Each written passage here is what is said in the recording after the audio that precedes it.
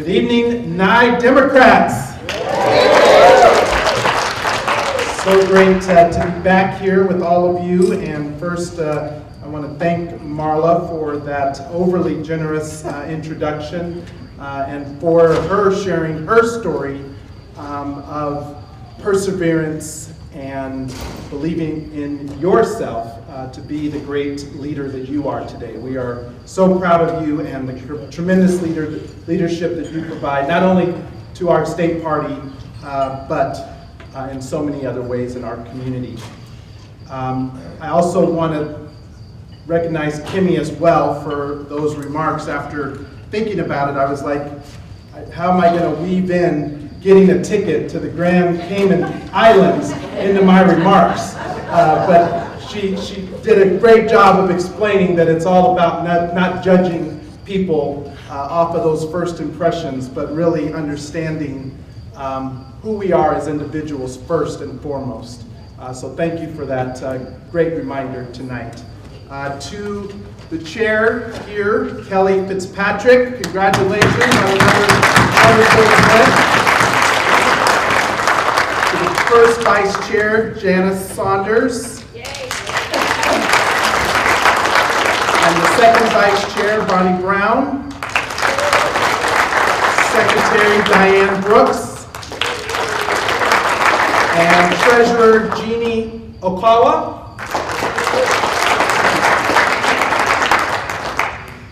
You guys are doing a phenomenal job, and I also want to recognize Carol Little and of course Kless and Janice Saunders for your leadership and the foundation that you have helped to build for us all to be here tonight.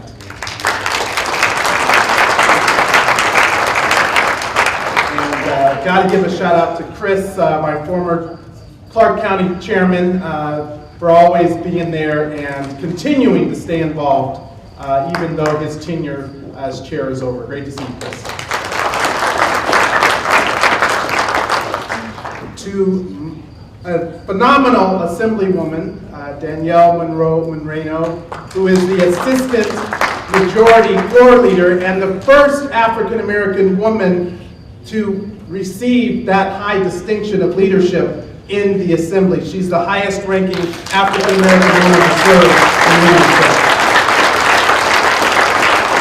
And boy, did that show this session with the majority women legislature, female legislature, the first in the nation.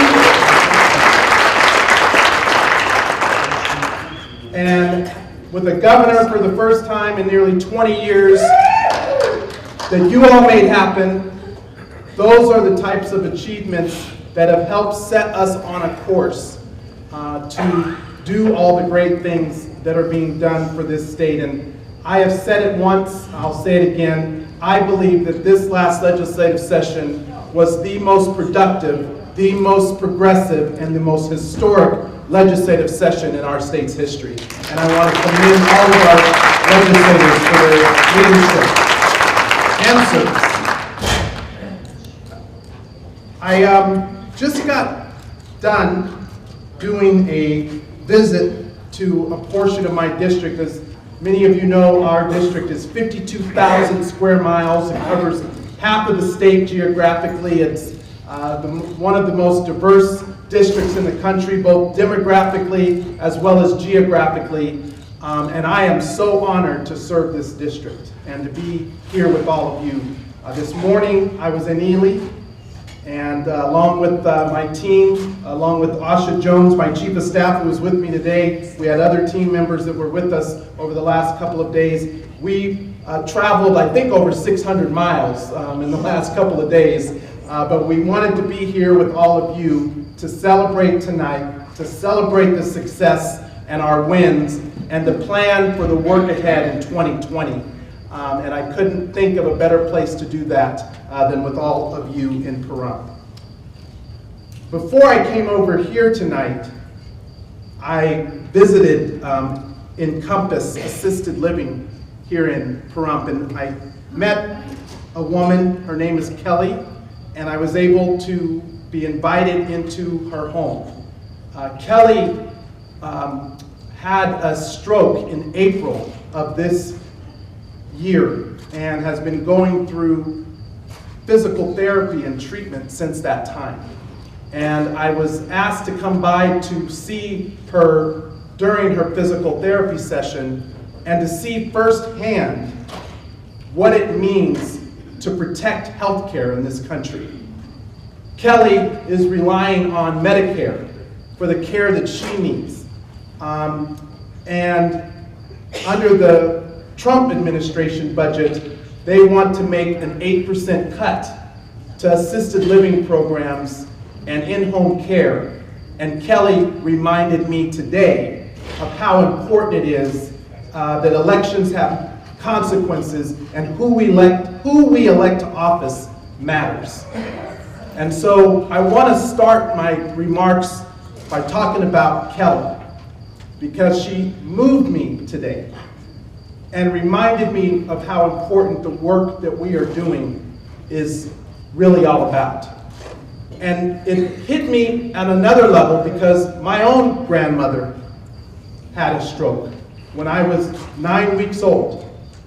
And from the point that I could remember as a child, a young boy, I visited my grandmother virtually every week in a nursing home because she required 24-hour care. She couldn't be in assisted living or even at home. I didn't understand it as a boy growing up, but it was Social Security, disability, and Medicaid that allowed my grandmother to have the quality of life that she had for 27 years until she passed away in April of 2000. And I would promise my grandmother, I used to sit on the side of her bed, I would read to her. She always wanted me to read scriptures, and there was books that she liked for me to read. I think I improved in my reading skills by sitting next to her a lot of times. But I would promise my grandmother that one day I would be in a position to help her and people like her who needed good quality health care. And so I am so honored now to be in that position. And it's never about the title or the role, but it's about what you do in the role that makes all the difference. And so, like Senator Rosen, I will never forget where I've come from, what I'm fighting for, or who I'm fighting for, because it's all of you in this room and the people throughout the state of Nevada. And since the beginning of this historic 116th Congress, I am proud to be part of the most diverse, democratically elected House of Representatives in the history of our country.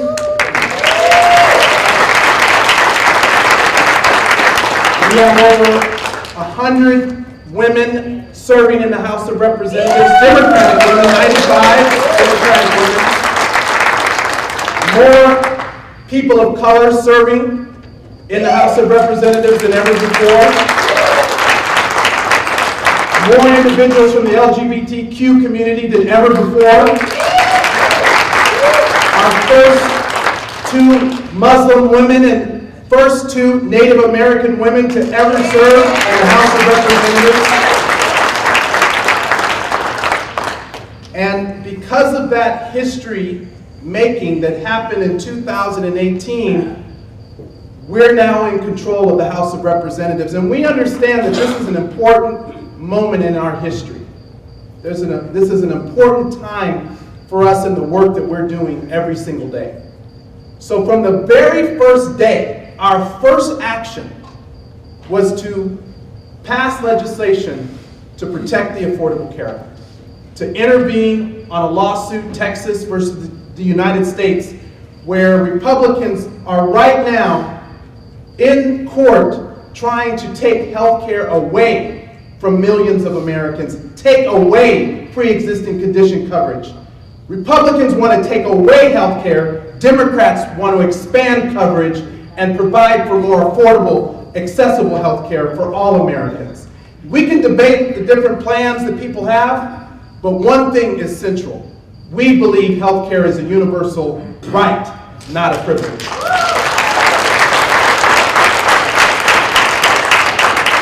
We also believe that in America, people should be able to afford the life-saving medications that they need.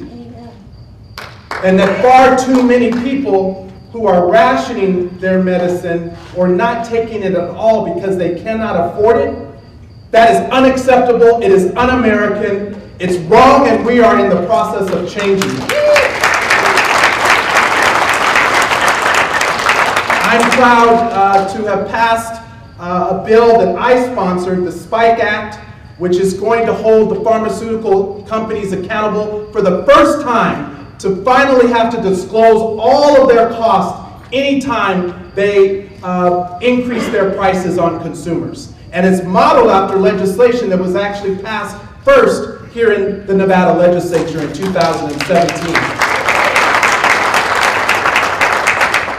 My bill requires these companies to disclose that information so that we can tell consumers what really are the costs and why is insulin going up 197%. They want to say it's because of research and development, even though insulin is not even a patented drug.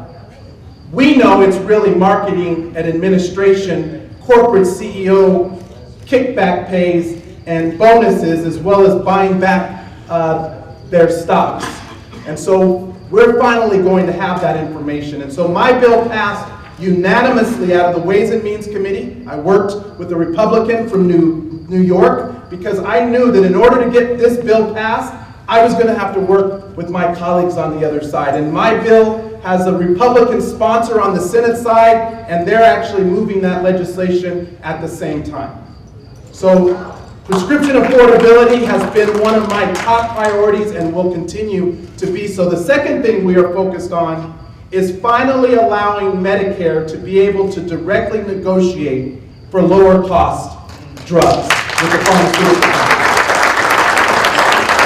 In the early 90s, during the Bush administration, when they were passing Medicare Part D, the pharmaceutical companies snuck in some language, lobbied for some language that prohibits Medicare from being able to negotiate directly for lower cost.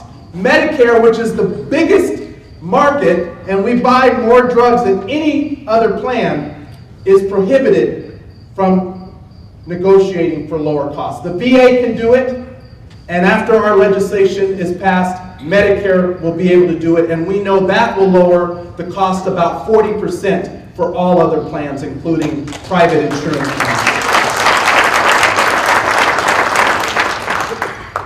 So these elections have consequences. And what you did in 2018 to help us win the governor's office for the first time in 20 years, to elect the historic majority and supermajority in the Assembly and the Senate, in the legislature, electing statewide officers to constitutional officers, including our state controller who is here, electing the first 2 women to the United States Senate from Nevada,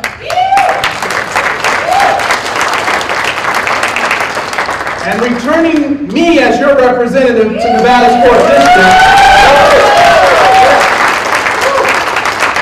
I want to say thank you. Thank you, because elections have consequences. And I know how important it is, the work that you do as the Nye Democrats, to make this happen. And Marla was right. It's not always easy to come out and talk about being a Democrat in certain parts of our state. To talk about why we stand for what we stand for. But what I was reminded about just in these last 2 days, I had a town hall in Ely. We had a town hall here today in Pahrump, and I took office hours. Every person I talked to, even those from other parties, said that they wanted leaders who were going to put our country on the right track again, and who want to put people over profits and focus on what's in the best interest of our country and the people in it, and not self-interest or special interest. And so that's what's at stake in the 2020 election, and why it's so important for us to continue to remain engaged. The last thing I want to talk about is the 2020 census. because this is a new priority that anytime I have an opportunity to talk, I want people to know how important the census is. Every 10 years since 1790, we've done a census in this country, and we count every person who is in the United States at the time of the count, regardless of background, regardless of status, regardless of whether they have a prior felony background or if they were homeless, it doesn't matter. Every single person is to be counted in the census. And after the Trump administration attempted to put a citizenship question on the census and to target individuals in other ways, it is obviously putting a dampening feeling on people's participation in the upcoming census. Why does this matter? In Nevada, it's anticipated that some 55,000 people may not be counted if we don't get out there and do our job. For every one person that isn't counted, we lose $20,000 a year in federal funding in programs like education, early education, Title I, Pell Grant funding, housing, Medicaid, SNAP, nutrition meals for seniors, small business grants, transportation, and transit. These are all programs that are federally funded from information from the census. And so if you take the 55,000 people who may not be counted times $20,000 a year times 10 years, because you only get to do this once, right, every 10 years, we could lose upwards of $500 million in funding to the state of Nevada. And so I'm asking all of you to help work on this issue. I'm chairing a new task force on this issue, and I'm asking that as you're out there registering people to vote, as you're getting them engaged in our caucus for 2020, to also talk about the census and how important it is to be counted in the 2020 census, because it's really important to rural communities like Pahrump that need support and things like broadband. So these are the reasons that I am so proud to be serving again in Nevada's 4th Congressional District. I'm laser focused on healthcare, and I'm laser focused on making sure that we return all of the benefits to the people here in Nevada who deserve them. And I want to give a special shout out to our brothers and sisters in labor for all of their hard work and support, because one of the reasons that we are blue in Nevada is because labor has been there every step of the way, helping us organize and grow. We're part of a growing labor movement in Nevada, and we are showing the way. And because of that, I'm having a big Labor Day barbecue on Labor Day, September 2nd. It's going to be over at Craig Ranch Park. All of you are invited. And it's to salute our labor leaders and members of the labor unions and workers who make this state strong. And so please join me for that Labor Day barbecue. So, Nye County Democrats, I ask that you continue the fight and the hard work of organizing that you've done in past elections.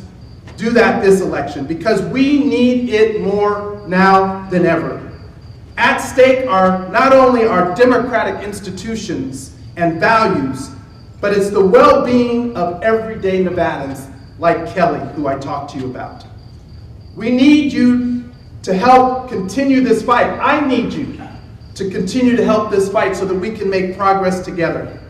Know that I will not stop fighting for you in Washington. I will never forget where I've come from or what I'm fighting for.